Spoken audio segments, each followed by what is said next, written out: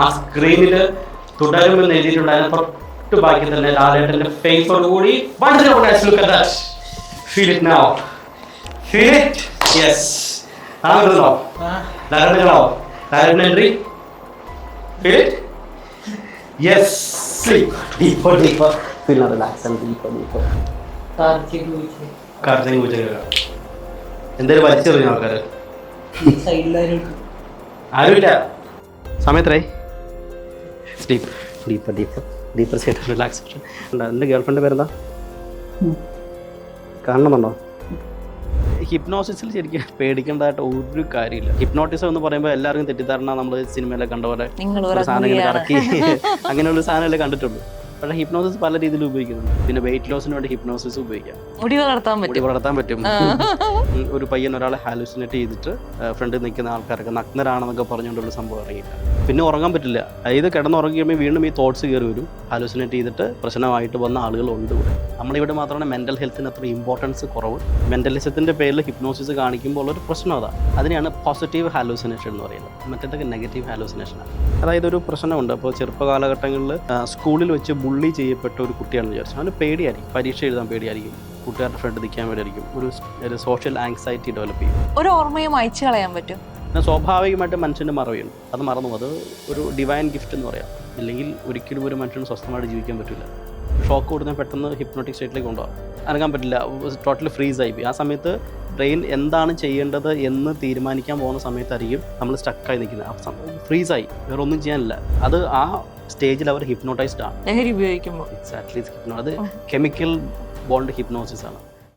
നമുക്ക് മരിച്ചുപോയ ആരെങ്കിലും കാണണം ആഗ്രഹമുണ്ട്. കാണണം. ഇന്ന് അതിന് പറ്റിയൊരാള് ഇന്ന് നമുക്കൊപ്പം ഉണ്ട്. നമസ്കാരം. ഇന്ന് ഞങ്ങൾക്കൊപ്പം ഉള്ളത് ക്ലിനിക്കൽ ഹിപ്നോതെറാപ്പിസ്റ്റും മെസ്മറിസ്റ്റുമായ ഡോക്ടർ ജിനോ ജെയിംസ് ആണ്. ജിനോ ചേട്ടാ നമസ്കാരം. നമസ്കാരം.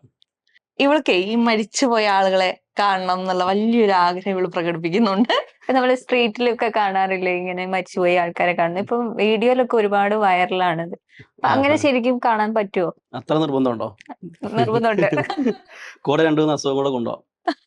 പോസ്റ്റ് ട്രോമാറ്റിക് സ്ട്രെസ് ഡിസോർഡറും വേണമെങ്കിൽ കുറച്ച് സ്കീസോഫ്രീനിയും കൂടെ കൊണ്ടുപോകാം.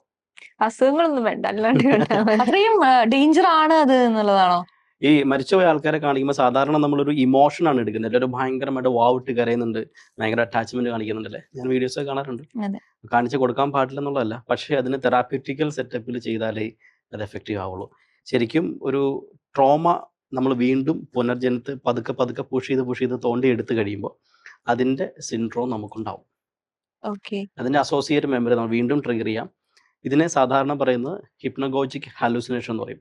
കിടന്നുറങ്ങുന്നതിന് മുമ്പായിരിക്കും ഇങ്ങനെയുള്ള സിറ്റുവേഷനിൽ കടന്നുപോയ ആളുകളുണ്ടെങ്കിൽ, ഇപ്പോൾ ഹാലൂസിനേറ്റ് ചെയ്ത് ഒരു മരിച്ച ഒരാളെ കണ്ട് ആ ഇമോഷൻസ് ഒക്കെ പുറത്തേക്ക് എടുത്ത വ്യക്തിയാണെങ്കിൽ കിടന്നുറങ്ങുന്നതിന് മുമ്പ് വീണ്ടും ഇതേ ഹാലൂസിനേഷനിലേക്ക് വരാം.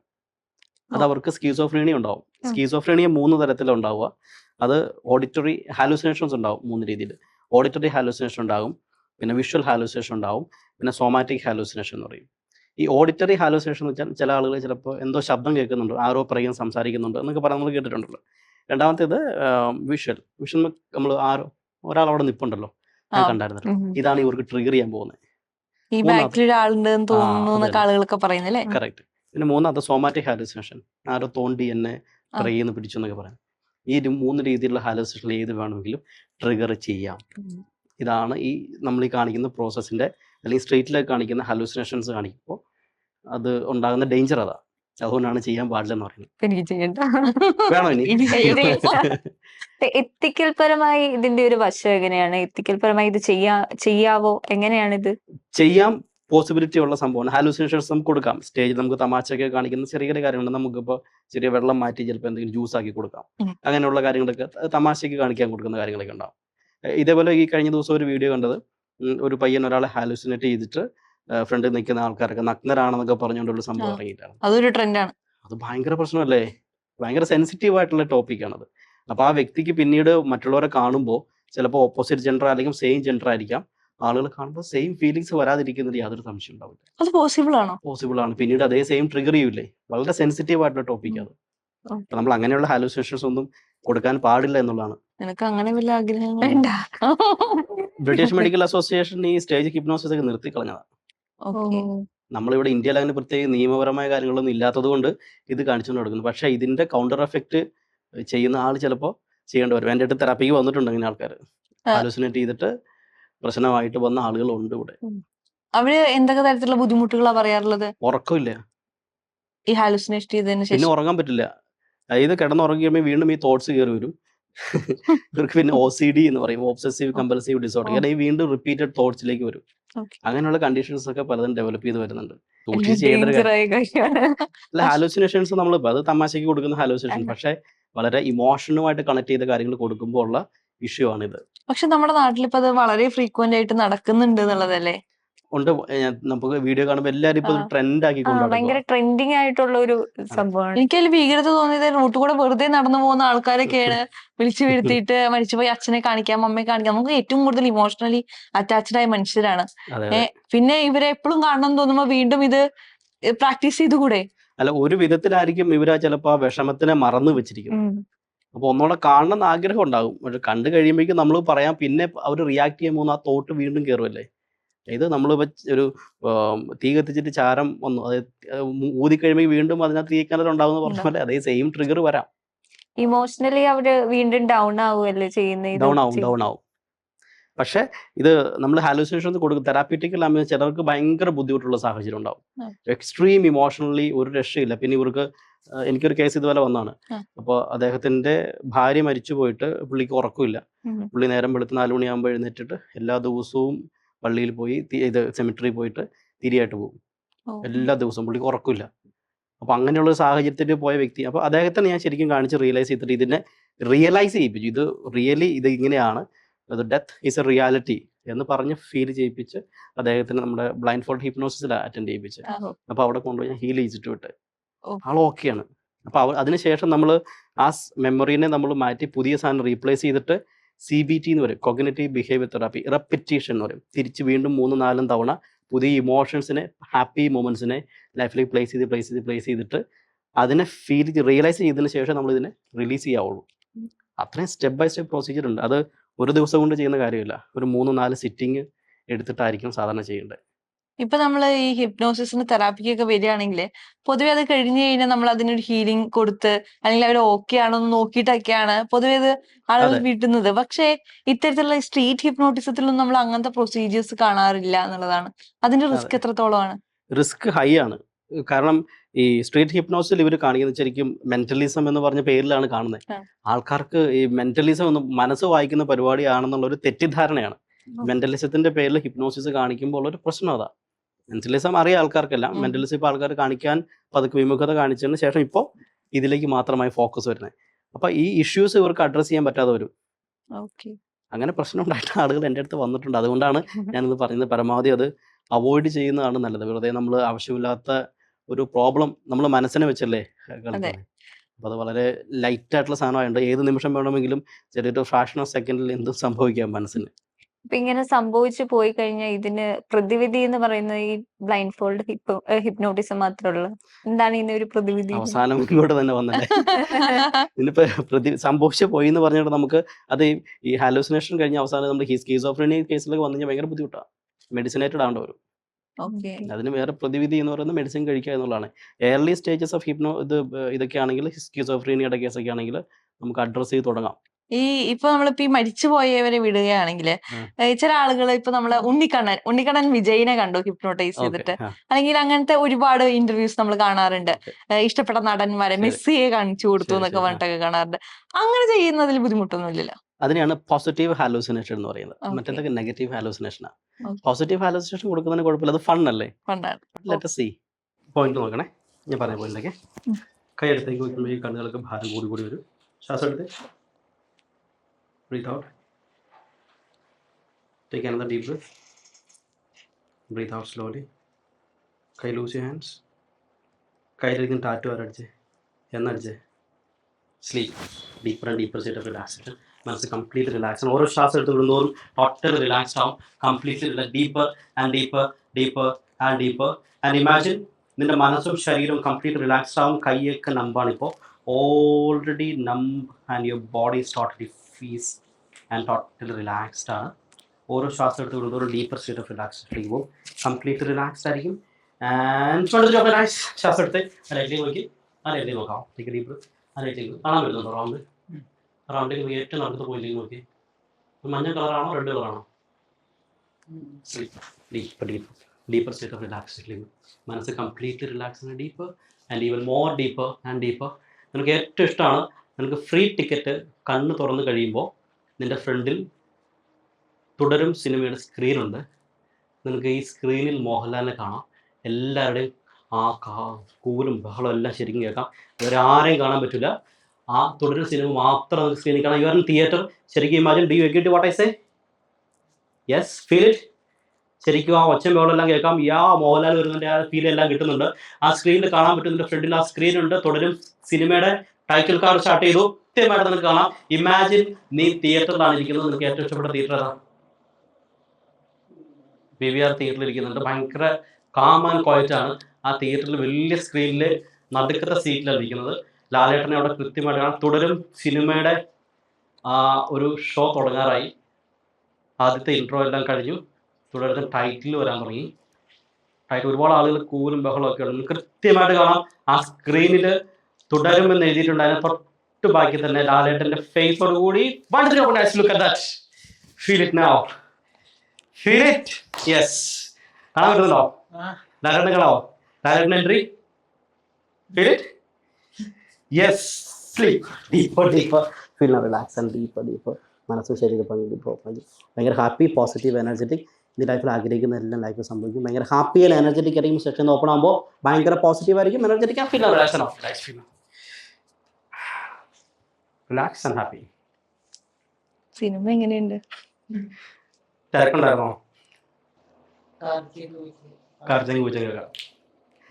കാർച്ചയും കൂച്ചയും കേൾക്കാറുണ്ട്. ആണോ? എന്തേലും വലിച്ചെറിഞ്ഞ ആൾക്കാര്? ആരുമില്ല, ആരുമില്ല. അത് ഞങ്ങൾ മാത്രമേ ഉള്ളൂ. ഞാനാരാ അറിയോ? നിങ്ങൾ ഒന്നിച്ചാണ് സിനിമയ്ക്ക് പോയി? എനിക്കറിയാൻ പറ്റില്ല. ഞാൻ ഉണ്ടായിരുന്നോ?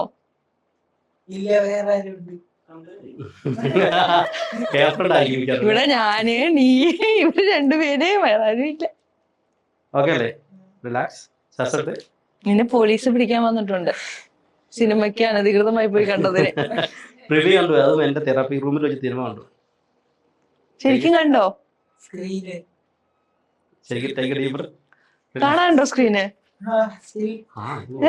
ശരിക്കും take a deep breath, relax. ഏറ്റവും ഇഷ്ടപ്പെട്ട ബുക്ക് ഏതാ?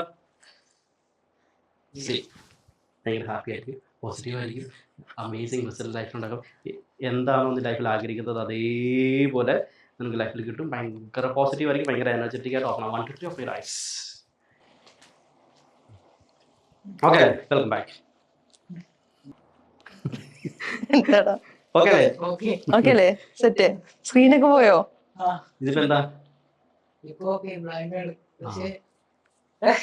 സ്ക്രീൻ കണ്ടോ? നീ കണ്ടു. ഫോണ്ടൊക്കെ കണ്ടോ? തുടരുന്നേ ഫേസ് കണ്ടോ? അടിപൊളി, പൊളിച്ച്. അപ്പൊ ഒരു ഭാഗ്യവാനാണ്, ഭയങ്കര ഹാപ്പി ആയിരുന്നു. അപ്പൊ പൈസ കൊടുക്കാതെ സിനിമ കണ്ട വ്യക്തിയാണ്. നാളെ മുതൽ ജിനോചേട്ടൻ്റെ അടുത്തേക്ക് തിരക്കായിരിക്കും, എനിക്ക് ഈ സിനിമ ഒന്ന് കാണണം. ഓക്കെ, അപ്പൊ ഞാൻ എന്തെങ്കിലും പടം കാണണമെന്ന് ആഗ്രഹിച്ചിരിക്കുകയായിരുന്നു. അതെ, എനിക്ക് പറ്റിയിട്ടില്ല, നിങ്ങൾക്ക് ഭാഗ്യവാൻ തന്നെ നീ. അപ്പൊ അതിന്റെ ടിക്കറ്റ് പൈസ എനിക്ക് തന്നേക്കണം. അപ്പൊ ഇതിൽ ഹിപ്നോട്ടിക് ഹാലുസിനേഷൻസ് എന്ന് പറയുന്ന സംഭവം സ്റ്റെപ്പ് ബൈ സ്റ്റെപ്പ് ചെയ്തതിനു ശേഷമായിരിക്കും നമ്മൾ സാധാരണ ചെയ്യും. പോയടാ സ്ക്രീൻ പോയടാ, സ്ക്രീനല്ല, ഇതിപ്പോ നമ്മുടെ തിയേറ്ററിൽ കൊണ്ടുപോയത് കഴിഞ്ഞു. അവൻ ആ ഒരു ഹാലുസിനേഷൻ വിട്ടിട്ടില്ല. ഇപ്പോഴും നിനക്ക് എന്താ തോന്നണേ? ഓക്കെയാണ്, വെള്ളമൊന്നുമില്ല, ഡ്രൈനസ് ഒന്നുമില്ല. ഈ ഹിപ്നോട്ടിസവും ഹിപ്നോതെറാപ്പിയും തമ്മിൽ വ്യത്യാസമുണ്ടോ? ഒരേ ടൈമിലാണ് അറിയപ്പെടുന്നത്. തെറാപ്പി എന്ന് പറയുമ്പോൾ തെറാപ്യൂട്ടിക്കൽ ഒരു സെറ്റപ്പ് വേണം. ഒരു ക്ലിനിക്കൽ സൈഡിൽ നമ്മളൊരു തെറാപ്പിക്ക് വേണ്ടിയിട്ട് ഒരു സെറ്റപ്പ് ഒക്കെ റെഡിയാക്കി അവിടെ തെറാപ്യൂട്ടിക്കൽ ആംബിയൻസ് ക്രിയേറ്റ് ചെയ്തിട്ട് വേണം ചെയ്യാൻ. അപ്പോൾ അവിടെ നമുക്ക് റിഗ്രഷൻ എന്നൊക്കെ പറയും, ഏജ് റിഗ്രഷൻ എന്നൊക്കെ പറയുന്ന സ്റ്റേജസ് കൊണ്ടുപോകാം. ചെറുപ്പകാലഘട്ടങ്ങളിലുള്ള ഇൻസിഡൻസിനെ ഓപ്പൺ ചെയ്ത് അവർക്ക് പ്രശ്നമുള്ള കാര്യങ്ങൾ നമുക്ക് റിലീസ് ചെയ്തിട്ട് അതിന് പകരം പോസിറ്റീവായിട്ടുള്ള ഇൻപുട്സ് കൊടുത്ത് stage by stage, step by step, year by year നമ്മൾ കൊണ്ടുപോയി അവരെ ഹീൽ ചെയ്യുന്ന ഒരു പ്രോസസ്സാണ് ക്ലിനിക്കൽ ഹിപ്നോതെറാപ്പിയിൽ റിഗ്രഷൻ എന്ന് പറയും, ഏജ് റിഗ്രഷൻ എന്ന് പറയുന്നത്. അതാണ് കോമൺലി യൂസ് ചെയ്യുക. ഇതിൻ്റെ കൂടെ CBT എന്ന് പറയുന്ന ഒരു ടെക്നിക്ക് കൂടെ ഉണ്ട്, അതറിയാമോ? കേട്ടിട്ടുണ്ടായിരിക്കും, കൊഗ്നിറ്റീവ് ബിഹേവിയർ തെറാപ്പി. അത് സൈക്കോതെറാപ്പിയിലൊക്കെ ഉപയോഗിക്കുന്ന ഒരു ടെക്നിക്കാണ്. അപ്പോൾ അതും കൂടെ വരുമ്പോഴേക്കും ഭയങ്കരമായ റിസൾട്ട് നമുക്ക് ഉണ്ടാക്കാൻ പറ്റും. ഹിപ്നോസിസ് എന്ന് പറയുന്നത് നോർമലി നമ്മൾ കാണുന്ന ഇപ്പോൾ സ്റ്റേജിലൊക്കെ കാണിക്കുന്ന പോലെ പലതരത്തിലുള്ള ഹിപ്നോസിസ് ഉണ്ട്. ഓക്കെ. നമ്മൾ ഹിപ്നോട്ടിസം എന്ന് പറയുമ്പോൾ എല്ലാവർക്കും തെറ്റിദ്ധാരണ നമ്മൾ സിനിമയിലൊക്കെ കണ്ട പോലെ നിങ്ങൾ ഒരു സാധനം ഇങ്ങനെ ഉറങ്ങുകയാണ്. കറക്കി അങ്ങനെയുള്ള സാധനമല്ലേ കണ്ടിട്ടുള്ളൂ. പക്ഷേ ഹിപ്നോസിസ് പല രീതിയിൽ ഉപയോഗിക്കുന്നുണ്ട്. സ്പോർട്സ് ഹിപ്നോസിസ് ഉണ്ട്, ഓ. പിന്നെ തെറാപ്യൂട്ടിക്കൽ ഹിപ്നോസിസ് ഉണ്ട്, സ്റ്റേജ് ഹിപ്നോസിസ് ഉണ്ട്, സ്ട്രീറ്റ് ഹിപ്നോ നമ്മൾ പറഞ്ഞ പോലെ തന്നെയുള്ള അങ്ങനെ ഹിപ്നോസിസുകളുണ്ട്. പിന്നെ വെയിറ്റ് ലോസിന് വേണ്ടി ഹിപ്നോസിസ് ഉപയോഗിക്കാം. മുടി വളർത്താൻ മുടി പറ്റും. വളർത്താൻ പറ്റും. ആ. മുടി വളർത്താൻ പറ്റും. സ്ട്രെസ് കൂടിയിട്ടുള്ള സംഭവങ്ങളൊക്കെ അഡ്രസ് ചെയ്യാൻ പറ്റും. എന്റെ മുടി കണ്ടിട്ട് പറയണ്ട. അല്ല, നമ്മളെവിടെ സംസാരിച്ചിട്ടുണ്ട് അതിനെ കുറിച്ചിട്ടെന്ന് അതെ അതെ തോന്നുന്നു. അതെ. അല്ല എനിക്കുണ്ട്. ഇപ്പൊ കഴിഞ്ഞ പ്രാവശ്യം എനിക്കൊരു തെറാപ്പിക്ക് വന്ന ഒരാളും സാർ എന്റെ മുടി കുഴിയാണെന്ന് പറഞ്ഞിട്ടുണ്ടാവുന്നത്. കാരണം സ്ട്രെസ് ഉണ്ട്. എന്റെ മുടി വളർത്താൻ പറ്റുമോ? മുടി വളർത്താനല്ല, ഇത് സ്ട്രെസ് കൊണ്ട് നമുക്ക് മുടി കൊഴിയുന്ന സാഹചര്യം ഉണ്ടെങ്കിൽ അതൊക്കെ നമുക്ക് മാറും എന്നുള്ളതാണ്. ഞങ്ങൾ ഈ ഇന്റർവ്യൂവിന് വരുമ്പോ ഇവളുടെ ഏറ്റവും വലിയ ടെൻഷൻ ഇവളുടെ മനസ്സിലുള്ള സാധനങ്ങളൊക്കെ പുറത്തു പോകുന്നുള്ളതായിരുന്നു. ഇനി എന്നെങ്ങാനും എന്നെ ഹിപ്നോട്ടൈസ് ചെയ്യുകയാണെങ്കിൽ ഞാൻ പറയാണ്ടാന്ന് വിചാരിച്ച സാധനങ്ങളൊക്കെ പുറത്തേക്ക് ഞാൻ പറയോ? അങ്ങനെ പോസിബിൾ ആണോ? പേടിക്കേണ്ടതുണ്ടോ? ഹിപ്നോസിസിൽ ശരിക്കും പേടിക്കേണ്ടതായിട്ട് ഒരു കാര്യമില്ല.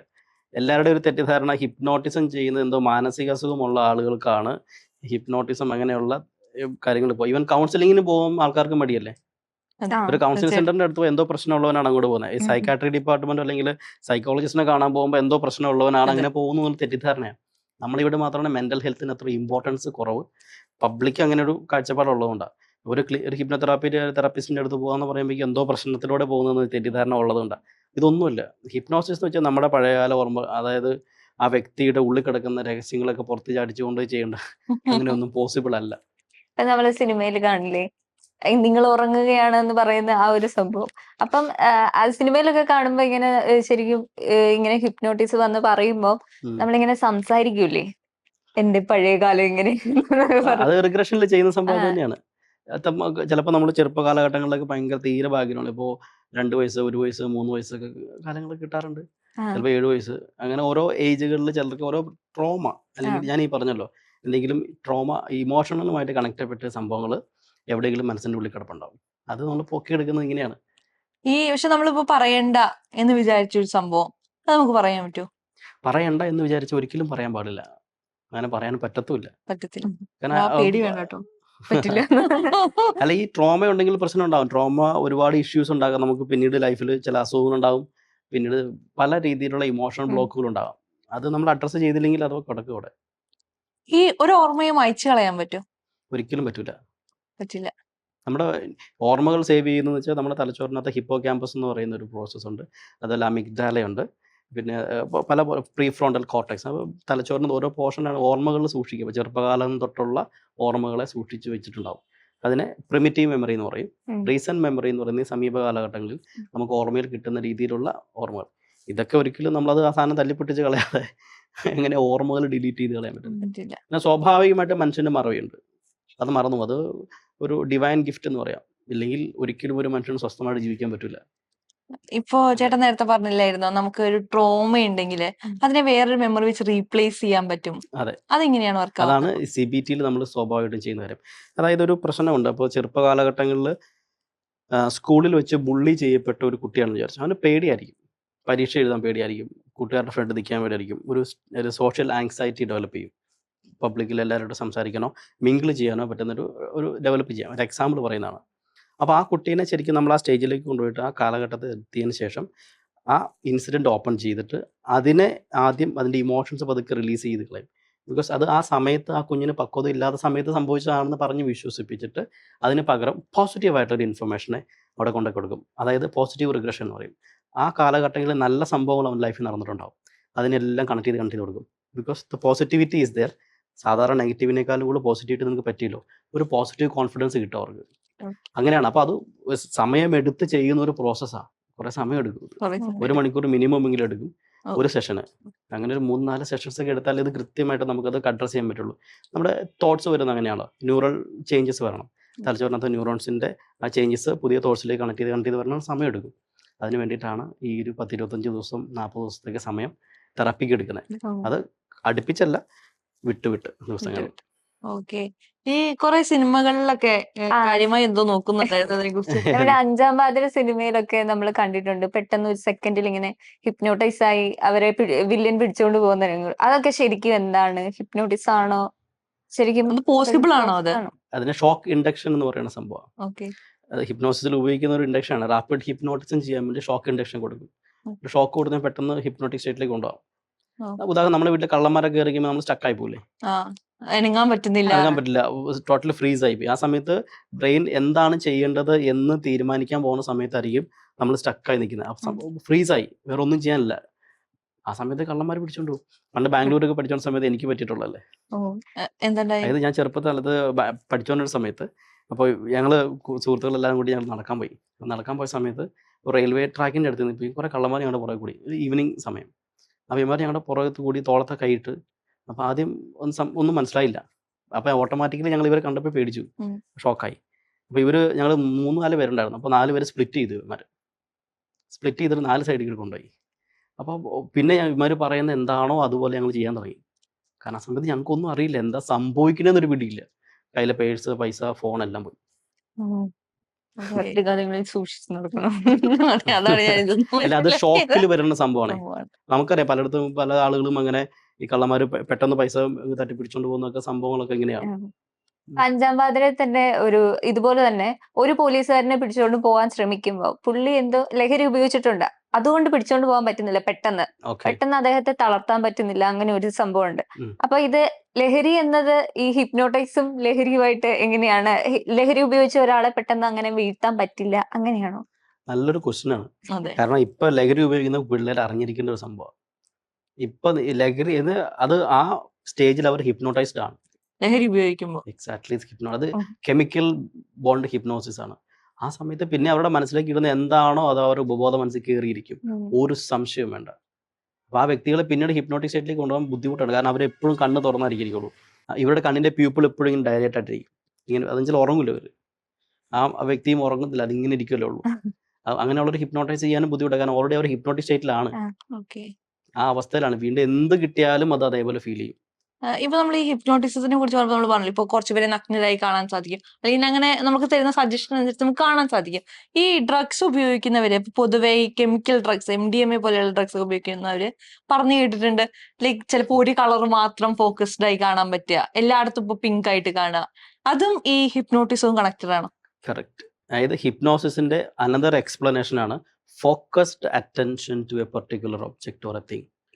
ഒരു പെർട്ടിക്കുലർ കാര്യത്തിൽ ഫോക്കസ് ആയിട്ട് ഇരിക്കുന്ന സംഭവത്തിന് ഹിപ്നോസിസ്. അപ്പോൾ ഈ സ്റ്റേറ്റിൽ വരുമ്പോൾ അവർ ആ ഒരു കളർ മാത്രം ഫോക്കസ് ഉള്ളൂ, അത് മാത്രമേ കിട്ടത്തുള്ളൂ. കാരണം ബ്രെയിൻ ലോബുകൾ ഒന്നും വേറെ ഫങ്ഷനിങ് ഒന്നും ഇല്ല. നമ്മുടെ തലച്ചോറിലേക്ക് സാധനം കിട്ടണ്ടേ, ഇൻപുട്സ് കിട്ടണ്ടേ, ഇതൊക്കെ ഒരു സ്ഥലത്തേക്ക് മാത്രമായി, വേറൊരു സാധനം ഓപ്പൺ അല്ല. പല സിനിമയിലും നമ്മൾ കണ്ടിട്ടുണ്ട് ഇങ്ങനെ ഈ ഫ്ലോറിലേക്ക് മാത്രം നോക്കി ഇങ്ങനെ ലഹരി ഉപയോഗിച്ച ഒരു ഇതിലേക്ക് തന്നെ നോക്കിയിരിക്കുന്ന. അല്ല, എനിക്ക് ഇപ്പൊ അഡിക്ഷൻ കേസുകൾ വരാറുണ്ടല്ലോ. അഡിക്ഷൻ കേസുകൾ വരുമ്പോൾ ഒരു പയ്യൻ നാൾ വന്നപ്പോൾ എൻ്റെ ഫാദർ ഓൾറെഡി തെറപ്പി എടുത്തിട്ട് പോയതാണ്. അപ്പം മകൻ ബാംഗ്ലൂർ പഠിക്കുമായിരുന്നു.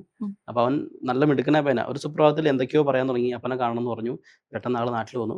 തിയേറ്ററിലൊക്കെ സിനിമ കാണാൻ വേണ്ടി പോയ സമയത്ത്, വണ്ടി പാർക്ക് ചെയ്യാൻ പോയ സമയത്ത് മകൻ പറഞ്ഞു, അപ്പൻ എന്താ കാണിക്കുന്നത്, സെക്യൂരിറ്റി ഇല്ലേ, വണ്ടി കൊടുത്തു വിടാൻ പറ്റുമെന്ന് ചോദിച്ചാൽ. സെക്യൂരിറ്റി ഇല്ല. അപ്പോൾ പുള്ളിക്ക് എന്തോ ഒരു അസ്വാഭാവികം തോന്നി. പെട്ടെന്ന് തന്നെ വിളിച്ച് കണക്ട് ചെയ്ത് ഇവിടെ കൊണ്ടുവന്നു. ആദ്യത്തെ ദിവസം വന്നു കഴിഞ്ഞപ്പോൾ എനിക്കൊന്നും ചെയ്യാൻ പറ്റില്ല. കാരണം വന്നിരുന്ന സമയത്ത് അവൻ സംസാരിക്കാൻ തുടങ്ങി. കുറച്ച് കഴിയുമ്പോഴേക്കും മൂലയ്ക്ക് ഇറങ്ങിയിരുന്നിട്ട് പറഞ്ഞു, സാർ ഇത്തരം ബുക്കുകളൊക്കെ വായിക്കാറുണ്ടല്ലേ, സാർ ജൈനമതത്തിൽ വിശ്വസിക്കുന്നുണ്ടോ? എനിക്ക് ഭയങ്കരമായിട്ട് വിരുദ്ധമായി സംസാരിക്കാൻ തുടങ്ങി. അപ്പോൾ എനിക്ക് മനസ്സിലായി എന്താ സംഭവിച്ചെന്ന് പേരൻറ്റിന് അറിയില്ലായിരുന്നു. കാരണം ഇവനാ ഹാലൂസിനേഷൻ തന്നെ കിടക്കുക. ഇതിങ്ങനെ ചിന്തകൾ ഇങ്ങനെ കയറി. ഇവർ ഈ ഡ്രഗ്സ് അല്ലെങ്കിൽ സാധനം ഉപയോഗിക്കുമ്പോൾ സംസാരിക്കുന്ന കാര്യം എന്താണോ അത് അതേപോലെ ഇതിനകത്ത് കയറി ഇങ്ങനെ ഹോവർ ചെയ്തുകൊണ്ടിരിക്കും. അത് റിയാലിറ്റി ആണെന്ന് വിശ്വസിക്കുക അവർ. അങ്ങനെയാണ് ഈ ഹാലൂസിനേഷൻ അടിച്ച് ആളുകൾ പല രീതിയിലും ചെയ്യുന്നത്. അപ്പോൾ ഇവരതിനകത്ത് പലതരം തോട്ട്സ് കൊണ്ടുവരാം. സൂയിസൈഡൽ തോട്ട്സ് വരും, ഫീലിങ്സ്, പല രീതിയിലുള്ള ഇമോഷണൽ ഇഷ്യൂസ് മുഴുവനും ആ സമയത്ത് വരും. അത് അവിടെ കയറി കിടക്കും, പിന്നീട് അത് പോകില്ല. ഇതിനപ്പം എങ്ങനെയാ ക്യൂർ ചെയ്യുന്നത്? ബുദ്ധിമുട്ടാണ്. ഡ്രഗ്സ് യൂസ് ചെയ്യുന്ന കുട്ടികൾക്ക് ഏറ്റവും വലിയ ബുദ്ധിമുട്ട് അതാ. എല്ലാവരും പറയും യൂസ്ഫുൾ ആണ്, പക്ഷെ ഒരിക്കലും അല്ലാതെ ഭയങ്കരമായ ഡേഞ്ചറിലേക്ക് കൊണ്ടുപോകും. നമുക്കത് പോയി തെറാപ്പി വെച്ചിട്ട് ക്ലിയർ ചെയ്യാൻ സാധിക്കും? തെറാപ്പി എക്സ്ട്രീം കേസുകളൊക്കെ ആണെങ്കിൽ നമ്മൾ മെഡിക്കേഷൻ കൊടുത്തിട്ട് ഡി അഡിക്ഷനൊക്കെ ചെയ്തിട്ട് കൊണ്ടുവന്നു കഴിഞ്ഞാൽ നമുക്ക് ആ ട്രിഗർ കുറയ്ക്കാൻ പറ്റും. അത് സമയമെടുക്കും. അഡിക്ഷൻസ് ഒക്കെ കുറയ്ക്കണമെങ്കിൽ കുറേ സമയമെടുക്കും. സ്മോക്കിംഗ്, ആൽക്കഹോൾ എല്ലാം കുറയ്ക്കാം നമുക്ക്, ബട്ട് ഇറ്റ് ടേക്സ് ടൈം. ഇപ്പൊ നമ്മൾ നേരത്തെ പറഞ്ഞു, ഇപ്പൊ മുടി വളർത്താൻ പറ്റിയ ആൾക്ക് മുടി വളർത്തണം എന്നുണ്ട്, അപ്പൊ തടി വെക്കാൻ സാധിക്കുമോ? ബോഡി വെയിറ്റ് മാനേജ്മെന്റ് എല്ലാം പറ്റും ഹിപ്നോസിസിൽ. നിങ്ങൾക്ക് തടി കുറയ്ക്കാൻ തടി എനിക്ക് തടി എനിക്ക് കുറച്ച് കുറയ്ക്കാൻ അതും പോസിബിൾ ആണ്. പോസിബിൾ വെയിറ്റ് റിഡക്ഷൻ ഒക്കെ പറ്റും. പറ്റും. അതെങ്ങനെയാണ് ഇംപ്ലിമെന്റ് ചെയ്യുന്നത്? അത് നമ്മൾ ഹിപ്നോട്ടൈസ് ചെയ്തിട്ട് നമ്മുടെ ബോഡിയിലെ ഫിറ്റ്മെന്റ് ഫിഗർ എങ്ങനെയാണോ അതേപോലെ മനസ്സിലേക്ക് ഇമാജിനേഷനിലേക്ക് കൊണ്ടുവരും. ഒരു 3-4 തവണ റിപ്പീറ്റ് ചെയ്ത് ഇമാജിനേഷൻ അതാണെന്ന് വിശ്വസിപ്പിക്കും, ബിലീഫ് സിസ്റ്റത്തിൽ കൊണ്ടുവരും. ഓട്ടോമാറ്റിക്കലി നമുക്ക് പിന്നെ നമ്മൾ സജഷൻസ് കൊടുക്കുന്നത് മറ്റ് ടൈപ്പ് ഓഫ് ഫുഡ് കഴിക്കില്ല എന്നുള്ള സജഷൻസ് ആയിരിക്കും കൊടുക്കുന്നത്. റിവേഴ്സ് സജഷൻസ് കൊടുക്കും. അപ്പോൾ ജങ്ക് ഫുഡ് കഴിക്കാൻ തുടങ്ങുമ്പോഴേക്കും ബുദ്ധിമുട്ടായിരിക്കും. എനിക്ക് സബ്ലിമിനൽ മ്യൂസിക് എന്ന് പറയും, നമ്മുടെ സബ് കോൺഷ്യസ് മൈൻഡിൽ ഡയറക്റ്റ്ലി കിട്ടുന്നത്. അപ്പോൾ ഇത് സാധനം ക്രിയേറ്റ് ചെയ്ത് കൊടുക്കാറുണ്ട്. അപ്പോൾ എൻ്റെ വീട്ടിൽ ഞാൻ എൻ്റെ പേഴ്സണലി ഒന്ന് ക്രിയേറ്റ് ചെയ്ത്, അപ്പോൾ ഞാനത് വീട്ടിൽ പ്ലേ ചെയ്യായിരുന്നു. അപ്പോൾ ഞാൻ വെയിറ്റ് ലോസ് വേണ്ടിയിട്ട് ഞാൻ ജങ്ക് ഫുഡ് കഴിക്കില്ല എന്നുള്ള രീതിയിൽ സജഷൻസ് വെച്ചിട്ടുണ്ടായിരുന്നു. വീട്ടിൽ അൽഫാം എല്ലാവർക്കും ഭയങ്കര ഇഷ്ടമാണ്, അനീതിമാർക്കൊക്കെ. അപ്പോൾ ഒരു ദിവസം ഞങ്ങൾ അൽഫാം മേടിച്ചു. ഇതെല്ലാം എല്ലാവരും ഒരു ദിവസം കഴിഞ്ഞപ്പോൾ ഈ സംഭവം എല്ലാവരും കേൾക്കാൻ തുടങ്ങി മ്യൂസിക്. ഞാൻ അൽഫാം മേടിച്ചു, ഒരു കഷണം കഴിച്ചുള്ളൂ. അത് കഴിഞ്ഞപ്പോൾ പിന്നീട് ഇവർക്ക് സാധനം മടുപ്പായി, കാരണം അത്രത്തോളം ഇമ്പാക്റ്റ് ഉണ്ടാക്കാൻ പറ്റിയെന്നുള്ളതാണ്. അപ്പോൾ ഹിപ്നോസിസിൽ ഇതേപോലെ യൂസ് ചെയ്യാൻ പറ്റും. ഇപ്പം നമ്മൾ ഈ സബ്ലിമിനൽ യൂസ് മെസ്സേജ് ഒക്കെ കറക്റ്റായിട്ട് നമുക്ക് പ്ലേസ് ചെയ്ത് കഴിഞ്ഞാൽ വർക്ക് ചെയ്യാം, വെയിറ്റ് ലോസ് കുറയും. ഇപ്പൊ ഒരാൾക്ക് ഒരു ആക്സിഡന്റ് പറ്റി ഇങ്ങനെ ഓർമ്മ നഷ്ടപ്പെട്ടു എന്ന് കരുതുക, അപ്പൊ അയാളുടെ ഒരു പഴയ മെമ്മറി കിട്ടണമെങ്കിൽ നമുക്ക് ഹിപ്നോട്ടിസത്തിലൂടെ അത് എടുക്കാൻ പറ്റുമോ? പറ്റില്ല. പോയത് മെമ്മറി പോയതെങ്കിൽ അദ്ദേഹത്തിന്റെ ഞാൻ ന്യൂറൽ നമ്മൾ ഓർമ്മകൾ കിട്ടുന്ന ന്യൂറോൺസ് ആണ് ഈ സാധനം ഇൻപുട്സ് കണക്ട് ചെയ്യുന്നത്. അപ്പൊ ന്യൂറോൺസിന് ചില സമയത്ത് ചില ഭാഗങ്ങളിൽ സാധനം ഡെഡ് ആയിട്ടുണ്ടാവും, അതിന് സിങ്ക് ചെയ്യാൻ പറ്റില്ല. അപ്പൊ എങ്ങനെ ഒരിക്കലും ആ മെമ്മറി കണക്ട് ചെയ്യാൻ പറ്റത്തില്ലല്ലോ. ഓക്കെ, നമ്മള് ഇപ്പോ ഈ മ്യൂസിക്കിനെ കുറിച്ച് പറഞ്ഞു. BTS പോലെയുള്ള മ്യൂസിക് കമ്പനികള് ഇത്തരത്തിൽ അവരുടെ മ്യൂസിക്കിൽ ഇത്തരം കോഡുകൾ സജസ്റ്റ് ചെയ്യുന്നതിനെ കുറിച്ച് വാർത്തകളുണ്ട്. അത് ശരിക്കും ഉള്ളതാണോ? ഐ മീൻ, അങ്ങനെ ചെയ്യാൻ സാധിക്കുമോ? നമ്മുടെ സ്വഭാവത്തെ വരെ മാറ്റും അത്? ഒരുപാട് കേസുകൾ എൻ്റെ അടുത്ത് വരുന്നുണ്ട്. ഇപ്പൊ കുട്ടികൾ എങ്ങനെയാണ് BTS അടക്കമുള്ള ഒരുപാട് മ്യൂസിക് മാത്രമല്ല, BTS മാത്രമല്ല, വേറെ ഒരുപാട് ടൈപ്സ് ഓഫ് മ്യൂസിക് നമുക്ക് അവൈലബിൾ ആണ്. പണ്ട് എനിഗ്മ എന്ന് പറയുന്ന ഒരു മ്യൂസിക് ഉണ്ടായിരുന്നു. ഇത് കേട്ട് കഴിഞ്ഞാൽ ഡാൻസ് ചെയ്യുമെന്ന് പറയും. അത് സംഭവിക്കാം, കാരണം മ്യൂസിക്കിന് അത്രത്തോളം ഇമ്പാക്റ്റ് ഉണ്ടാക്കാൻ പറ്റും. സിമ്പിൾ സംഭവം, നമ്മളൊരു മ്യൂസിക് കേട്ടാൽ എന്തിനൊക്കെ അറിയുന്നത്? ഫീലിങ്സ് ചെയ്തില്ലേ? മ്യൂസിക് കേട്ടുമ്പോൾ ചില മ്യൂസിക് കേൾക്കുമ്പോൾ ജിമ്മിലൊക്കെ മ്യൂസിക് പ്ലേ ചെയ്യുന്നതിനാണ്, അങ്ങോട്ട് പമ്പ് ചെയ്യാൻ വേണ്ടി. അപ്പോൾ അത്ര ഇമ്പാക്റ്റ് മ്യൂസിക്കിന്റെ ഫ്രീക്വൻസിക്ക് ഹെഡ്സിന് ഉണ്ടാക്കാൻ പറ്റും, ഇല്ലേ? അപ്പം അങ്ങനെയാണെങ്കിൽ ഈ ചെറിയ കോഡഡ് മെസ്സേജുകളും ഇവരുടെ സബ് കോൺഷ്യസ് മൈൻഡിലേക്ക് കേൾക്കാൻ പറ്റും. അത് ഇത്ര ഹെഡ്സിന് താഴെ വന്നാലേ നമുക്ക് ഓഡിബിൾ റേഞ്ചിന് താഴേക്ക് വരും. താഴേക്ക് ഇട്ടിട്ടാണ് ഇത് ചെയ്യുന്നത്. അതെന്താന്ന് ഞാൻ പറയുന്നില്ല, പറയാൻ പറ്റില്ല. പക്ഷെ അത് പോസിബിൾ ആണ്. സൂക്ഷിക്കണം. ശരിക്കും ചില സംഗീത സംവിധായകരുടെ മ്യൂസിക്കുകൾ കേട്ട് കഴിഞ്ഞാൽ നമുക്കറിയാം, റിപ്പീറ്റ് ആയിട്ട് ഇങ്ങനെ കേട്ടോണ്ടിരിക്കും. അതാരാണെന്ന് ഞാൻ പറയുന്നില്ല. നമ്മുടെ ഇൻഡസ്ട്രിയിലും അതുണ്ട് എന്നുള്ളതാണ്. ഉണ്ട്. അതുപോലെ തന്നെ ഈ മണിച്ചിത്രത്താഴ് സിനിമയില് മോഹൻലാല് ഉപയോഗിക്കുന്നുണ്ടല്ലോ, അത് ശരിക്കും ഹിപ്നോട്ടിസം ആണോ? ശോഭനനെ ഹിപ്നോട്ടൈസ് ചെയ്യുന്നതാണോ? അതെന്താണ് ശരിക്കും? മണിച്ചിത്രത്താഴ് സിനിമ ശരിക്കും പറയുകയാണെങ്കിൽ ഒരു ഹിപ്നോസിസാ. ശരിക്കും റിഗ്രഷൻ ഉണ്ട്, ഏജ് റിഗ്രഷൻ.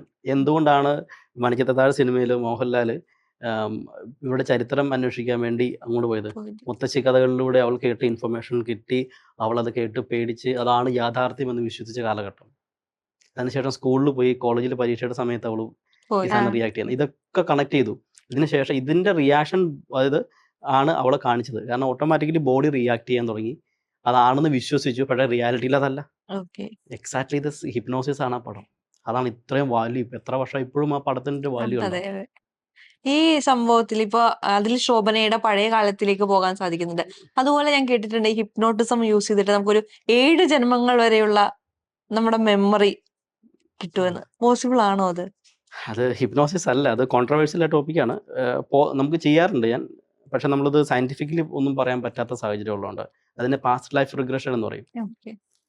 ചില സാഹചര്യങ്ങളിൽ പാസ്റ്റ് ലൈഫ് റിഗ്രഷൻ എന്നോട് കോൺട്രവേഴ്സി പറയുന്നത്, പല രാജ്യങ്ങളിലും പലതരത്തിലുള്ള പാസ്റ്റ് ലൈഫ് ആയിരിക്കും കിട്ടുക. ഇന്ത്യയിലുള്ളവർ രാജാക്കന്മാരും അമേരിക്കയിലുള്ളവർ മിക്കവാറും പട്ടാളക്കാരും കൊറിയയിലുള്ളവരും മൃഗങ്ങളൊക്കെ ആയിരിക്കും. അങ്ങനെയാണ് ഒരു കോൺട്രവേഴ്സി വരുന്നത്. പക്ഷേ ചില സാഹചര്യങ്ങളിൽ ഞാൻ എടുത്ത് കിട്ടുന്ന സംഭവങ്ങൾ ഭയങ്കര റിയാലിറ്റി ആയിട്ട് വന്നിട്ടുണ്ട്. അതിനൊരു എക്സ്പീരിയൻസ് പറയാവോ? അങ്ങനെ ഒരു എക്സ്പീരിയൻസ് ഒരു കുട്ടിക്ക് ഇന്ന് വന്നിട്ട്, ആ കൊച്ചിന് കയ്യിൽ സോറിയാസിസ് പോലെ മൊത്തം പാടായിരുന്നു. പക്ഷെ സോറിയാസിസ് അല്ല, മെഡിക്കലി അതിനൊരു ഡയഗ്നോസ് ചെയ്യാൻ പറ്റിയിട്ടില്ല. അപ്പോൾ കൊച്ചിൻ്റെ കയ്യിൽ ഇങ്ങനെ പൊടി പൊടി പൊടി പോലെ വരും, എത്ര ലോഷൻ തേച്ചിട്ട് മാറുന്നില്ല. അപ്പോൾ അവരെൻ്റെ അടുത്ത് തെറാപ്പിക്ക് വന്നു. ഫസ്റ്റ് തെറാപ്പിക്ക് വന്നിട്ട് പറഞ്ഞ് സ്കിൻ ഡിസോർഡറൊക്കെ സാധനം നമുക്ക് ഹിപ്നോതെറാപ്പിയിൽ വർക്കൗട്ട് ചെയ്യാൻ പറ്റുന്ന കേസുകളുണ്ട്. അപ്പോൾ കൊച്ചിന് ആദ്യം ചെയ്തിട്ടൊന്നും ആയില്ല. രണ്ടാമത് ഞാൻ ചെയ്ത് കഴിഞ്ഞപ്പോഴും എന്തോ ഒരു ബ്ലോക്ക് പോലെ എനിക്ക് ഫീൽ ചെയ്തു. കാരണം ചില കാര്യങ്ങൾ കട്ടാകുന്നുണ്ട്. അങ്ങനെ 3ാമത്തെ തവണ ഞാൻ പാസ്റ്റ് ലൈഫ് റിഗ്രഷൻ ചെയ്തു. ചെയ്ത് കഴിഞ്ഞപ്പോഴേക്കും കുറേ മെമ്മറി ബാക്കിലേക്ക് പോയിട്ട് 1800 സംതിങ് ബാക്ക്ഗ്രൗണ്ടിലേക്ക് ചെന്നതിന് ശേഷം ഒരു പേര് പറഞ്ഞു, എലിസബത്ത് എന്നാണ് എൻ്റെ പേര്. അപ്പോൾ ഞാൻ ചോദിച്ചു ആരാ, എത്ര വയസ്സുണ്ട്, 80 വയസ്സെന്ന് ചോദിച്ചു.